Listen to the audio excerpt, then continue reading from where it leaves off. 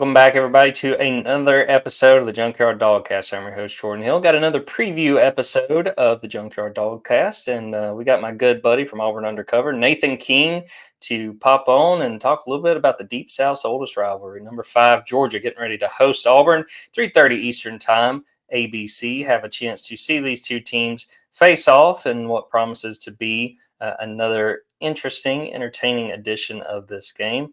Nathan, before we jump into this thing full throat, how's everything going for you as we get ready for, I guess this is Auburn's first road game of the season?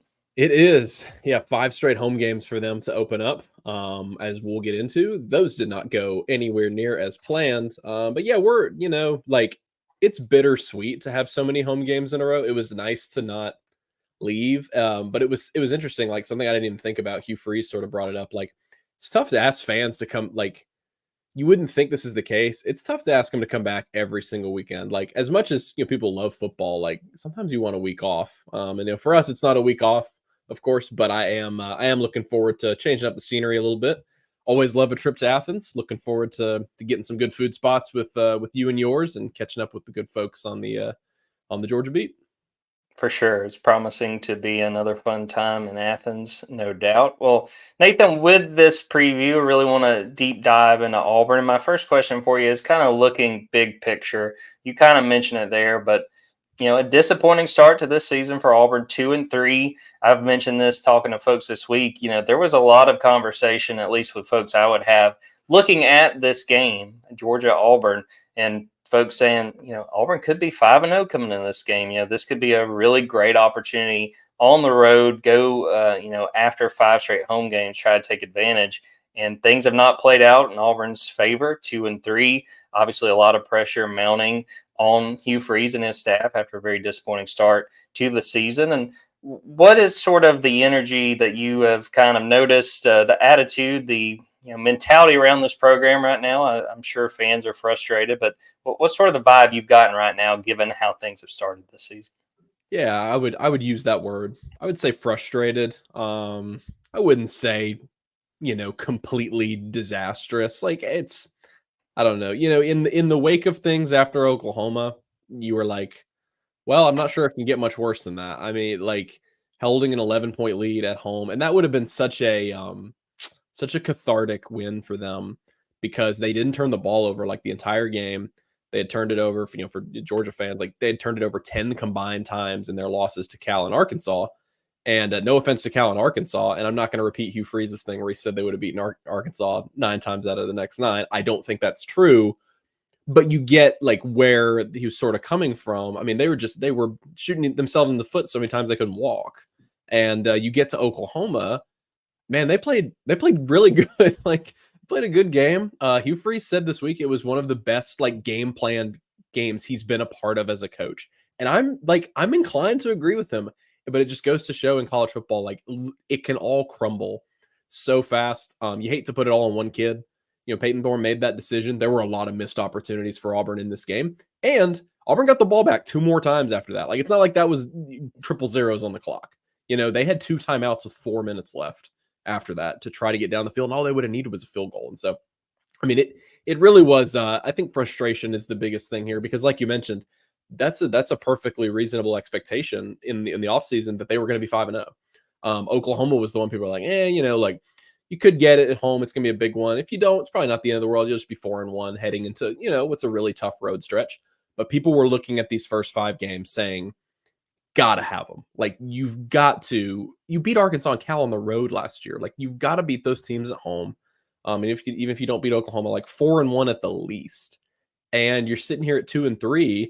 I saw ESPN's FPI today. It gives this team a 28% chance to make a bowl game. I mean, it is, it's dire. It's dire for this season. Now, like you said, like trying to zoom out and take like a big perspective thing. Is this the end of the world for Hugh Freeze? No, it's not. And people have been asking me, what's the record that Hugh Freeze could get him fired this year? I mean, it'd be tough, man. I mean, like, as the biggest thing they are trying to do at Auburn right now is recruit like Georgia and Alabama and get good players on this roster. They've got like 8 true freshmen that are playing a lot right now, and they've got a top 5 class in 25, and they've got a top 5 class in 26. Like, you do not want to blow that all up because you've turned it over a few times. And so, that being said, this is obviously a super difficult matchup for them going on the road, number 5 team in the country, a place where they routinely don't win and they don't usually compete in Athens either. But this is not a down and out program right now, as I'm sure we'll get into, as Kirby Smart mentioned. Like, they've got a lot of good things going for them, but football's about finishing drives and it's about finishing games, and they have really, really failed to do both those things this season. Do you think the fact they've been so close, it kind of adds to the frustration from a fan Absolutely. base? Yeah, I mean, I just kind of talk about that versus, it's one thing to go out and get dominated for 4 quarters and take one on the chin, whereas you've got victory within reach and just find a different way to wind up not being able to finish the thing when it ends. Well, I think about, like from a Georgia perspective, I was thinking about this today. Which loss do you think is more frustrating for Kentucky? Do you think their loss to South Carolina, where it was like, oh man, like you've got nothing, you got nothing going on, move to the next game, or is it the loss to Georgia, like they should have won, that they should have won? Which one is more frustrating? It's absolutely the Georgia game. And so for Auburn, I think that's exactly the case. That's why I point to that, because that's the vibe you've gotten from, and Hugh Freeze, I think, has had the right mindset with this job since getting it. It's very, somebody told me when he took the job, somebody who knew him at Liberty, like he's going to keep his blood pressure real low because he knows what the SEC looks like. He knows it can eat you alive. So he's been just trying to be like, look, this is where we're at. We are going to do our absolute best. If we don't get there right now, we're going to keep recruiting. This is the first time these few games, though, you've really seen it like it's eating at him. Like I don't blame him one bit. It's eating at the staff. It's, obviously the players are the ones that feel it the most. And boy, I mean, the fan base as well they've really been through it. I mean, you covered this team, Jordan. Like it's not common to just lose at home a bunch for Auburn. I mean, they've seen the other team waving their flag in that north end zone like over and over and over again. It's been forever since they've beaten a good team. It's been forever since they've beaten a quality team. And, it is really frustrating for them right now. But like you said, they're so close.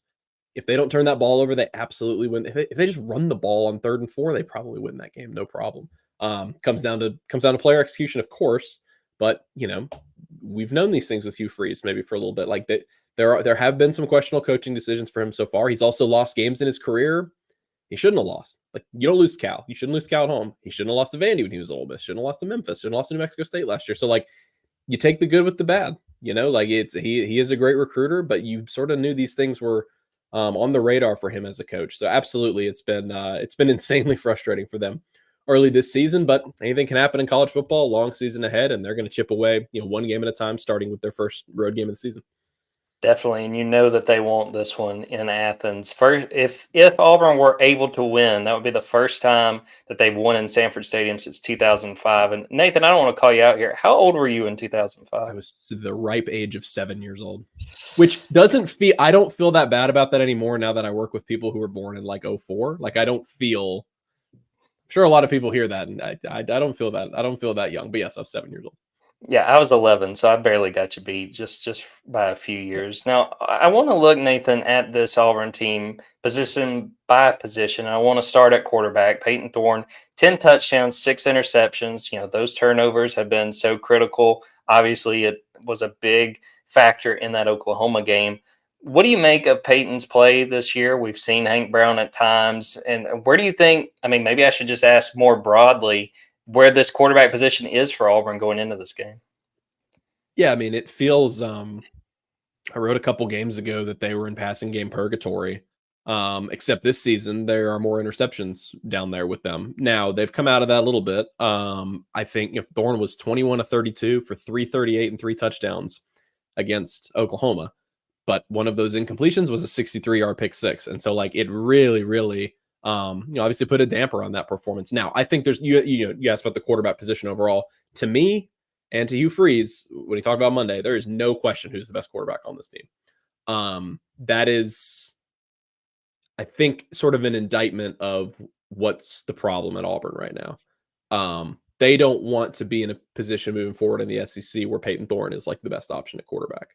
Now, looking back to the offseason, and people have made this very well documented, does Hugh Freeze regret not taking a portal quarterback? I think at this point he does.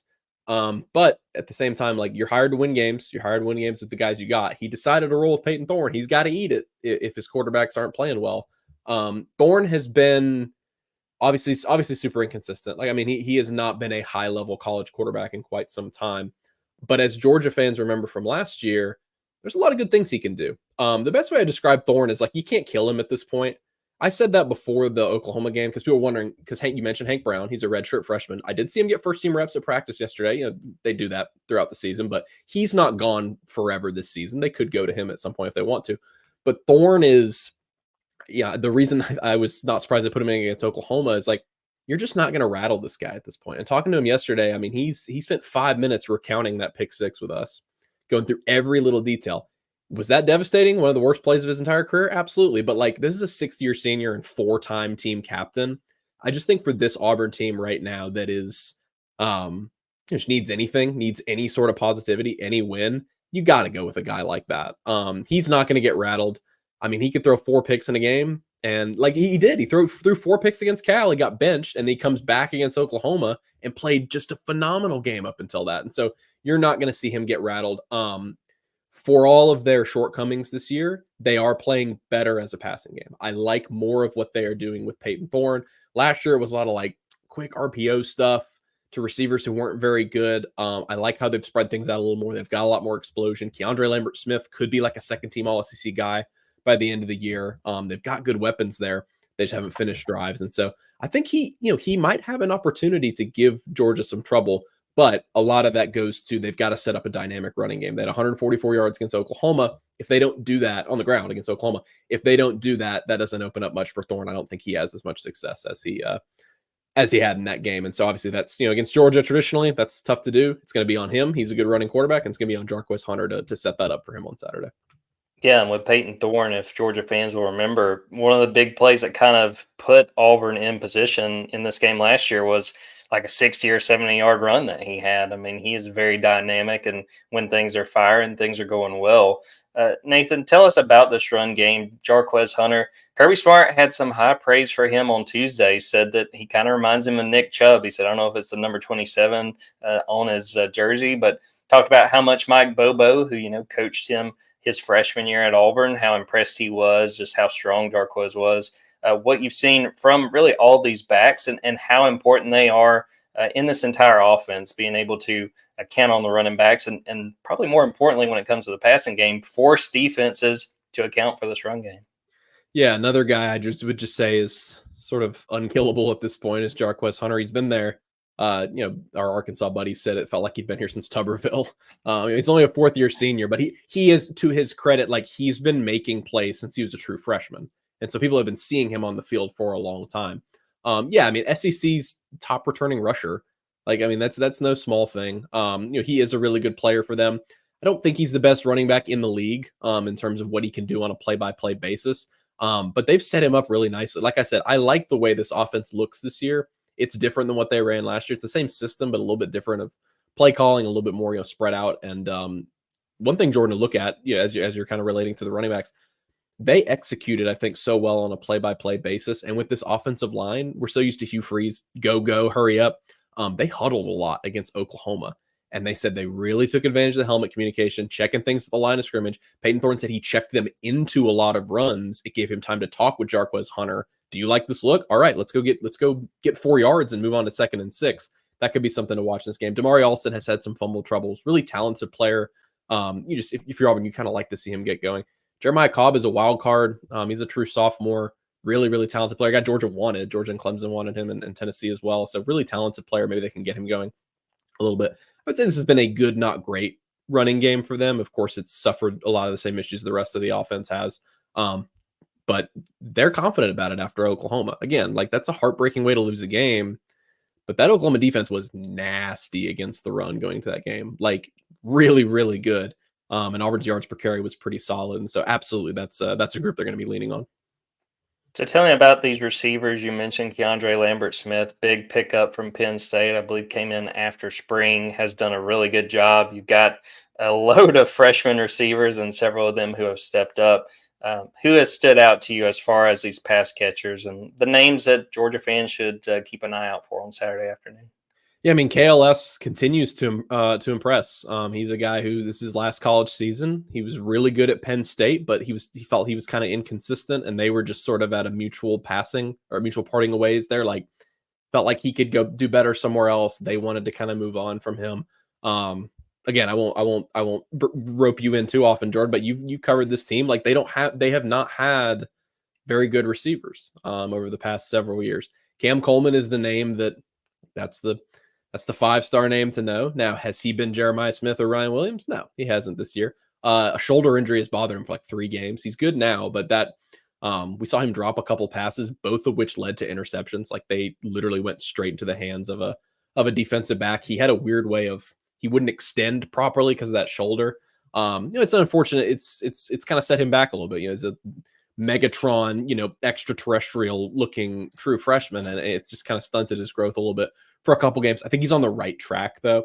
Let's see. Georgia fans will remember Rivaldo Fairweather. He's not a receiver, but he is basically, and he's like, like Georgia used Brock Bowers, like just put him out wide because he's really good at catching the ball. That's Peyton Thorne's like safety blanket from last year. He knows him really well.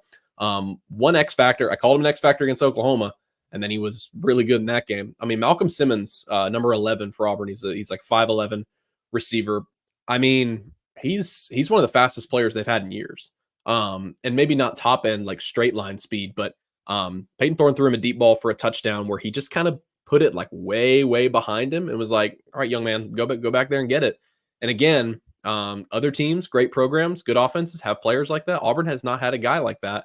But if you get him in single coverage, and he told us after the game, he was like, I feel like no one can guard me in single coverage. And so that's a point I'm sure we'll get to, but these true freshmen are starting to come along. And so I do think, again, as I mentioned before, these receivers have the potential to give Georgia some problems if Auburn can set them up properly. The key is just executing in 3 straight plays versus 1 play at a time. That's what's really plagued this team this year. But this is on paper, and for most part, what they've shown on the field, this is the best looking group of receivers Auburn has had in 7 or 8 years, something like that, potentially longer. And so we'll see what they're able to do the rest of the way. Definitely in the time that I've really been following this program. I mean, they have done a very good job of loading up at receiver. And Nathan, you can kind of talk about this. The thing that Kirby made a point of talking about earlier this week is how explosive this offense can be. Now, you kind of outlined right there, you still got to extend drive. You still got to, be able to get things going and keep them going. But if things are right, this Auburn offense, I think they're like 3rd in the SEC in yards per play this season. They're very dynamic. They can make defenses pay. Yeah, I did. Let's see. I did the statistics story today. If you look at yards per play for them nationally, only doing FBS opponents, which I did because they had they just annihilated Alabama A&M. They're 24th nationally, and so that's not a position that they've been in of late. When they haven't turned the ball over against FBS teams, like they've had an opportunity to do it. Alabama A&M, they scored 73 points. Like no one was within 20 yards of these receivers when they're running routes. And so that game was obviously a little bit of an outlier. But yeah, I mean, when they've had it going, again, Peyton Thorne had one of the best throws I've seen him make the last game. 1 pump fake and then over the shoulder to Lambert Smith. Again, seeing single coverage with Malcolm Simmons and just go get it. Seeing single coverage with Cam Coleman, delivering a back shoulder throw. All these things I'm talking about, I haven't even mentioned the offensive line. I think, again, I'm going to do it again. Offensive line, not good at Auburn. Hasn't been of late. Their pass protection has been really pretty good. I would not put blame on them this year. Sure, they're not perfect, but Thorne's had time to scan the field. Some of his interceptions, it's on like his 3rd progression, and he ends up throwing a pick. And same for Hank Brown. And so, yeah, I mean, that explosion is an element of this team they haven't had in a long time. When you look at red zone rate, though, when you look at what they do when they're past like the 40-yard line, it's just absolutely dreadful. A lot of that comes down to coaching. A lot of that comes down to execution. But if you're Auburn, you're starting to feel confident that you have the players in place. I don't think it's going to happen this week. I was talking to a coach. I was talking to Ellis Johnson, the former Auburn defensive coordinator who does a show with us. And he was just adamant. He was like, they're going to go to Kentucky or Missouri and not turn the ball over, and they're going to beat them. Like, he was like, it's just going to happen. It's just going to click one of these games for them. We'll see. I've been thinking that for a few weeks, and it hasn't happened. I certainly don't think it's going to happen on Saturday. But again, it goes back to that point on this offense. Like, they have the firepower now to give you issues, whereas in seasons past, it's just kind of felt like 3 and out, no explosion, put the punt team on the field, you're down 17-0, and the game's just kind of shot at this point. You hit on it a little there. Where is this offensive line? As someone who kind of follows Auburn from afar and checks in occasionally, seemed like early on maybe they were trying to figure things out. Where do you think this group is going into this game? Yeah, they made like really late preseason changes to this group, and that doesn't feel great usually. Took them a few games of being kind of iffy. They have now settled on the group they like. Percy Lewis is a Mississippi State transfer who looked like he was going to have a rough time in preseason camp. They just wondered how well he was going to move. He's a mammoth of a player, but he's actually been really good. He's been really good at left tackle, which you haven't had at Auburn in quite some time. They feel like this is their five, and they're going to roll with them every game. Xavier Miller is the starting right tackle. He's had a couple injury issues, but when he's in there, he's been better than he's been last season. And so the biggest compliment I can pay to Auburn's offensive line, and again, I feel like I'm over uh, being sunshiny here, but it's like it truthfully is. This offense is pretty okay when they don't turn the ball over. And so I just kind of wanted to I know this team's 2-3, but I kind of want to just say that. I think they've done a lot of things well this season. The biggest compliment I can pay this offensive line is they have not been under fire on film study, which is not what you can say about this group. I remember Robbie Ashford in the Georgia game 2 years ago. There was some play where both the guard and the center didn't touch anyone, and they just came straight through. And Robbie was we've seen it with Bo Nix. It just these poor quarterbacks have just not been able to do it against these high caliber defensive lines. I think Georgia's D line's better than Auburn's offensive line, but I think they've got enough guys now, and they feel decent that they'll be able to hold up okay in this game. And to your point, talking about the offensive line and the offense, again, I mean, Kirby has been very complimentary of this group. It's just, again, it continues to be turnovers. And as we talked about really at the jump, you don't get on the doorstep of winning some of these games, especially like that game last week, without doing a lot of things right. It's just there's a few things that's holding this team back from being 4-1 or being 5-0. And that's, winning is a skill. You and I both like the solid verbal. They say that all the time. That is something that great programs do. And Auburn has not figured out how to do that under Hugh Freeze. They certainly didn't know how to do that under Brian Harsin. And I think in bigger games under Gus Malzahn, that's kind of the reason they decided to part ways with him, toward the end of his tenure. And so that is obviously what's eluding them in a big way. But the number one thing, like Hugh Freeze said it today on the teleconference, he said, we have to play mistake free to even have a chance to go in there and upset Georgia. And so to me, it's kind of unfortunate for this team right now because they are so focused on the turnovers. And you went against Oklahoma and you're Auburn was finally a game. And then the most backbreaking turnover you've ever seen in your entire life there with 4 minutes left. And so it's you almost feel like they're getting tight at this point. Every throw is ooh, all right, let's make sure this isn't a turnover. And that's just never the way you want to play. And so Auburn is obviously, I think going on the road might help them a little bit. Hugh Freeze admitted that. He was like, you play in front of your home crowd, they groan, they boo, they're upset. You go on the road and everyone's against you and you kind of feel like, oh, it's us against the world. We can go maybe take some of that pressure off. Again, I'm not saying this, say they're going to beat Georgia. I'm not even sure if they'll cover against Georgia, but I think maybe this is, at this point in the season, an okay spot for them to maybe get some of these troubles out of the way, because it is a lot of pressure to play in front of your home crowd for 5 straight games. All right, let's talk about the defense, Nathan. What do you feel like is this group's greatest strength on defense? Who are some of the names to keep an eye out for? Yeah, young guys. The true freshmen, I would say, are what is setting this defense not apart, but they're helping them be pretty good. DeMarcus Riddick is a name I don't have to remind most Georgia fans about. Obviously, he was committed to Georgia. He had his coming out party against Oklahoma. He practiced. He's an inside linebacker. He practiced all week with the outside linebackers, and he was basically when you play backyard football and you've got the all-time QB spy who just stays in there so the guy can't run. That's just what he did. They were like, well, you're young and stretchy and athletic. Just get out in front of this fast guy. He was incredible. He led them in tackles and only played 20 snaps. They got a true freshman starting at corner in Jay Crawford. That is interesting for me going against Georgia. Their best interior defensive lineman, you remember Marcus Harris, is his little brother, Malik Blockton, which if you had told me, hey, Marcus Harris's little brother is awesome, I would have been like, yeah, that's not surprising at all. He's their best interior defensive lineman, I would say. And so lots of young guys on this team. Linebacker is probably the group I would say is the most dynamic. They're good. I think I've already said this about somebody, but they're good, not great on defense. I do think the best part about this defense so far, I'm going to change my answer a little bit, has been DJ Durkin's game planning. think from game to game, they have done a pretty good job of understanding the personnel they're going against. The worst one was probably Taylon Green in Arkansas. He just kept escaping. He was slippery, made a bunch of plays. But at the end of the game, like if you hold someone to 24 points in the SEC, you should still win.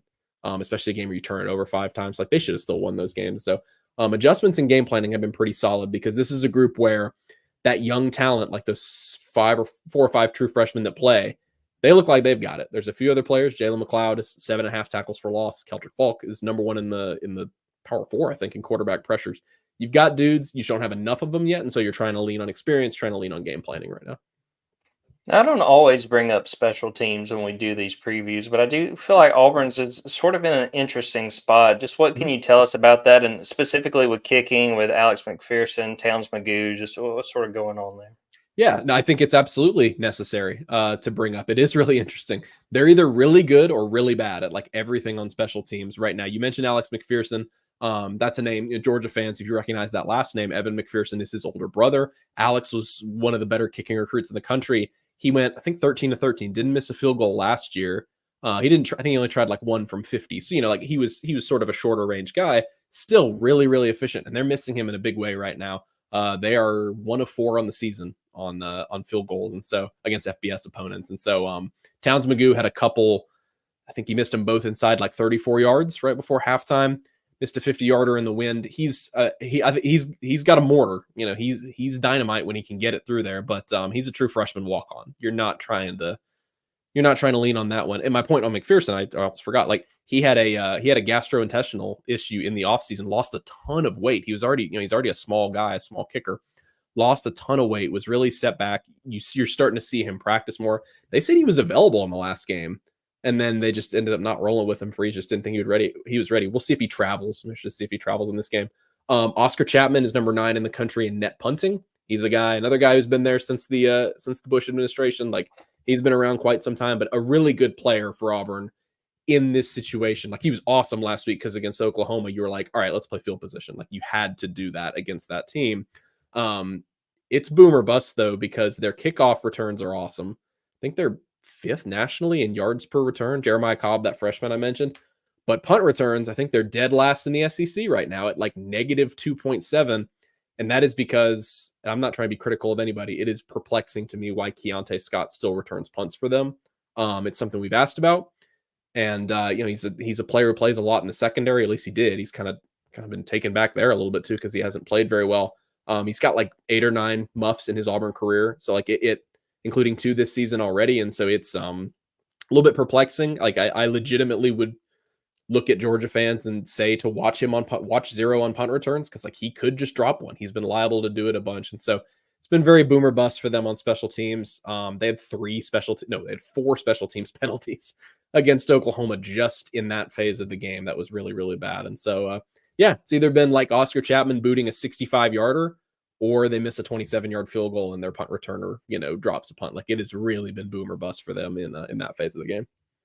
I want to make sure the record showed Oscar Chapman there since the H.W. Bush administration. Correct. That's what I meant to say. We're going to take a quick break, come back, and talk specifically about this matchup. What Auburn has been saying this week, getting ready for Georgia, and what we're expecting to see on Saturday.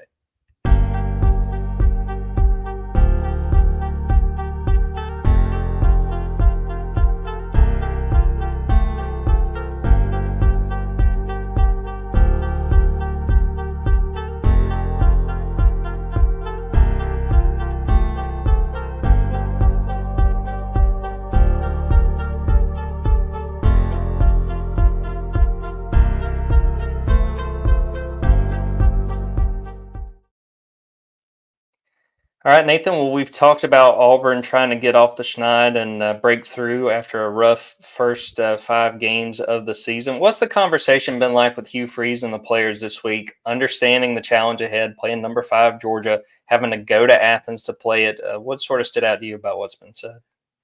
Yeah, I mean, they know it's a monumental challenge. It has been for the past 5 Auburn coaches. They haven't won there since 2005. And like I mentioned before, I personally have not seen Auburn compete very much in Athens in my time covering the program. And so, I mean, it's not necessarily the game you want next when you're in this kind of you don't want it to turn into a tailspin. But I do think it was interesting. Hugh Freeze said on Monday on that subject, he was asked what I thought was a worthwhile question. Like, hey, how do you keep, you could be staring 2-5 in the face. Georgia fans all know their next game is at Missouri, and it's a top 10 team. And so, what do you do in that scenario? How do you keep a team, do you say anything different to keep a team from spiraling? Hugh Freeze didn't really seem concerned about that. And he said that's kind of an overblown like narrative sometimes, like you could lose the team. He doesn't really think that's an issue. I would tend to agree with him, just kind of knowing the makeup of this team. Look, they're in practice every day. They've probably seen Peyton Thorne throw a lot of interceptions. I'm not saying they expected this. They expected to be better. They expected to win about 7 or 8 games, but I don't think this has the makeup of a team that's just going to crumble.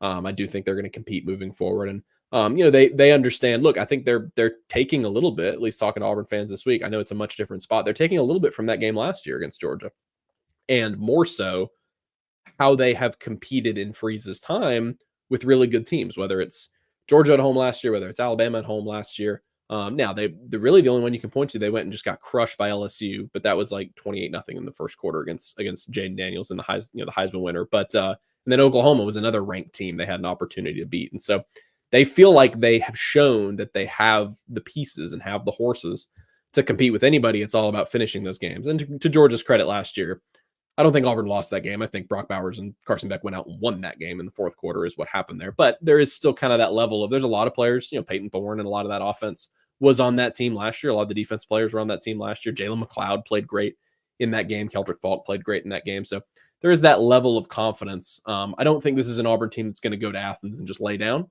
even if Auburn fans sort of kind of expect a result at this point. I think you will see a lot of fight in this team. Obviously, they're pretty overmatched, but I don't really sense a lack of confidence from this team this week, which maybe there's something you said for that when you're 2-3. I think they've done a decent job kind of keeping their wits about themselves. So, Nathan, what are the injuries to watch going into this game? And I will say, as we're recording this, the first availability report of the week has not been out, so there might be some surprises by the time that comes out. But are there any injury issues on the Auburn side that we should keep an eye out for? Yes, you mentioned Alex McPherson. That is one that has kind of been like just strung along for a while, where we've not ignored it, but we've been like, McPherson will be back at some point once he's, strong enough and has been practicing enough. This week, I would actually wonder if that's a legitimate, situation. Number one, because I think he is getting healthier, but number two, like we mentioned, like Towns McGoo, the freshman, is really kind of struggling out there. So you'd love to have your kicker back who didn't miss a single field goal last year. Other than that, I think it's more about, I'm not sure they're really going to have anybody else that we didn't already know was out. I mentioned Cam Coleman and that shoulder. He was fine last week, went through all practice. I noticed Jalen McLeod, who's the guy I mentioned, he leads the team in tackles for loss. 7.5, by the way, already. I just noticed this year. I mean, he'll hit double digits. That's pretty good for him. He was in a non-contact jersey on Tuesday. I would expect his name to pop up on the availability report. Looks like kind of a wrist thing, maybe. I don't think he'll miss the game. It's more for them about who they don't have. Champ Anthony is a guy I would highlight. I'm sure a lot of people saw on SportsCenter or highlight pages. I mean, he just crushed Andrew Armstrong with one of the best hits I've ever seen in person, and he was playing lights out at corner. I mentioned Jay Crawford, the true freshman. Anthony's out for the season now with a leg injury. They have to play Crawford at corner this year because Keontae Scott was going to be their corner. He just hasn't been good enough, and like he's now put it back up nickel instead, and you've got a true freshman in there. And so it's more about the guys they don't have. Tyler Scott is another cornerback. They've just been kind of really bad luck at that position. You got 2 injuries, and Keontae didn't really end up working out, and so. I think they're pretty healthy, relatively. I mean, you look at what Oklahoma had last week. I mean, it was a mash unit of injuries for them going into that game. Obviously, they were still able to find a way to win, but for Auburn, I think that is as a silver lining at this point. They are a decently healthy team, except for a couple starters that they're looking out for. So you look at this game, the last line I saw, Georgia a 24.5-point favorite. Now, Nathan, let's say that things go well and Auburn's at the very least in contention. What has to go right? What did the Tigers have to do on both sides of the ball, or all 3 phases, to have a chance at an upset on Saturday afternoon? Yeah, I mean, I hate to make it simple, but 0 turnovers.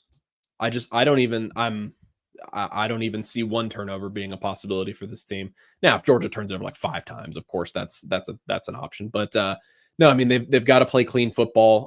But more than that, finishing drives is the biggest thing. We talked to Luke Deal this week, the 6th-year senior tight end. Been around, seen a lot of Auburn football. The last time they beat Georgia, he said he was on a visit as a senior in high school when they played him in 2017. So it's been quite some time for him. They obviously haven't beaten him in his tenure. He was talking about that. He said, it's about situational execution was the word he used. Like, hey, this is this third down is this is crunchy now. Like, this is crunch time. Like, we really gotta make sure we get these dicey 4 yards at the 38-ish yard line. All of a sudden you go penalty, it's false start. All of a sudden you get sacked. Now you're out of field goal range. You got to punt. Like they have had so many of those kinds of situations. I just think clean football.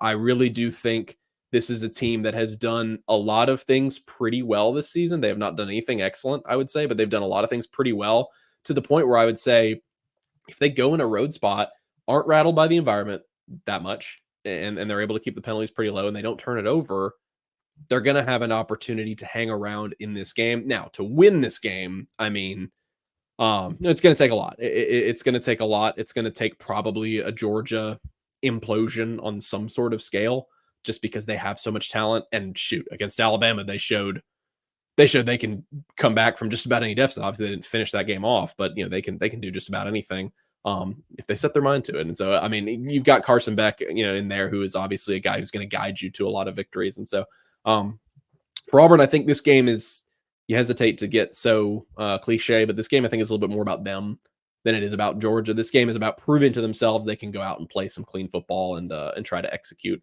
more than it is about Georgia on the other side, because truthfully, Georgia's going to have a lot of matchup advantages in this game. If not every single position on the field is probably in their advantage. And if you're Auburn, you can't focus about that. You can't focus on that. Can't worry about that. Got to worry about yourself. And so, if Auburn keeps it within 10 or so points, I would say it's because they played probably what needs to be their cleanest game of football the entire season. And to your point about turnovers, you look at Georgia's loss to Alabama, a big piece of the puzzle. Georgia was -3 in turnover margin, had 4 turnovers, and some of those led directly to Alabama points. So you can't have those, especially if you're Auburn going on the road trying to win this game. Now, Nathan, how does this thing play out? What do you think we are going to see on Saturday? And give us a final score prediction. I'm going to go Georgia 38-17. I think it'll be a game that looks like Auburn maybe having a sustained drive and to score a touchdown. 2 touchdowns I think is kind of the right spot for this offense. Maybe 38-10 with like 5 minutes left. Auburn's got the ball back. They're able to go down and score to maintain a cover here. But I don't love this matchup. There's a lot of things about Georgia and Alabama over the years, Auburn's rivals, where you could pick apart, especially when they come to Jordan-Hare. You can kind of say, well, if Auburn does this well, I actually think that they can do a pretty decent job. Not that Georgia's unflappable. It has certainly been proven their past couple games that is not the case. I don't know.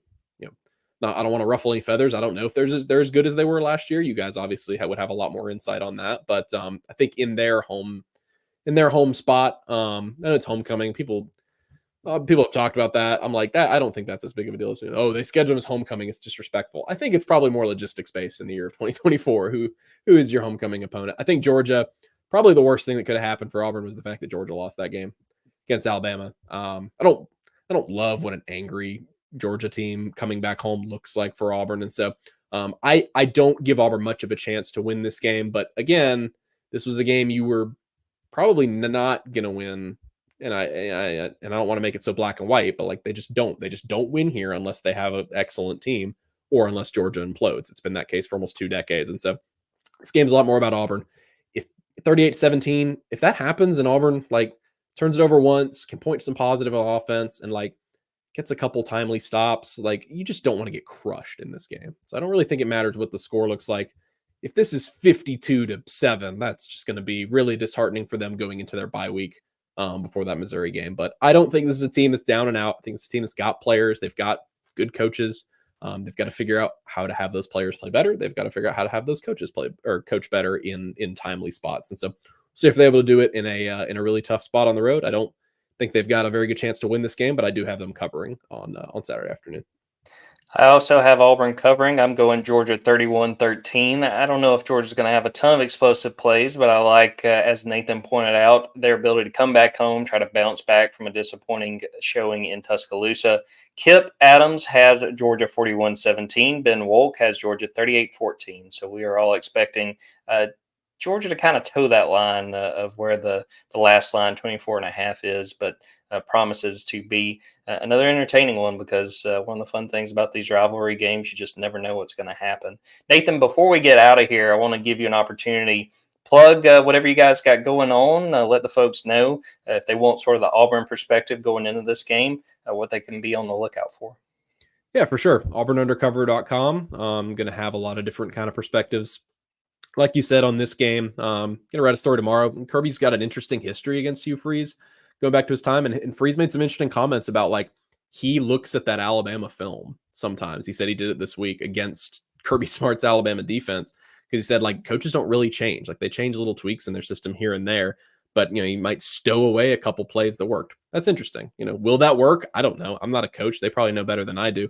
Also, another thing I'm interested in that I'm going to work on this week is Hugh Freeze talks a lot about the talent gap between the haves and the have-nots in the SEC, people like LSU and Georgia and Alabama.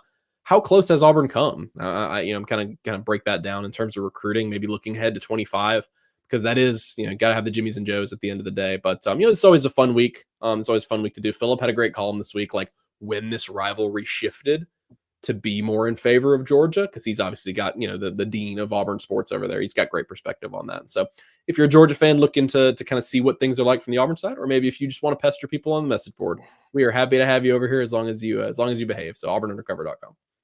All are welcome over at Dogs 24/7 and Auburn Undercover. And yeah, I mean, you mentioned Hugh Freeze against those Alabama defenses. And I was in Oxford when Kirby's first year. They played there 45-14 Ole Miss, and Chad Kelly had a hell of a game. So, Kirby has made it clear he really respects Hugh and the offenses that he employs.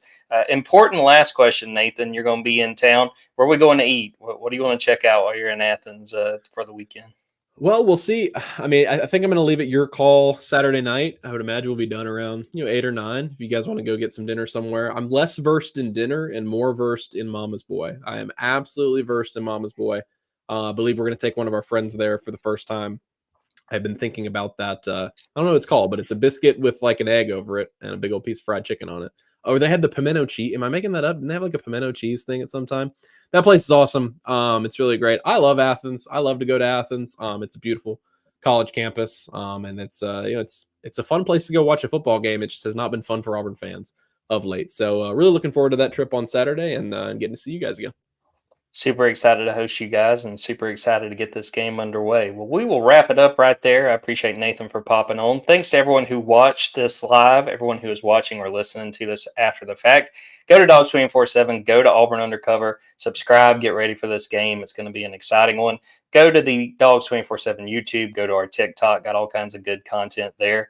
So we'll wrap it up right there. For Nathan King, I'm Jordan Hill. Until next time, take care, everybody.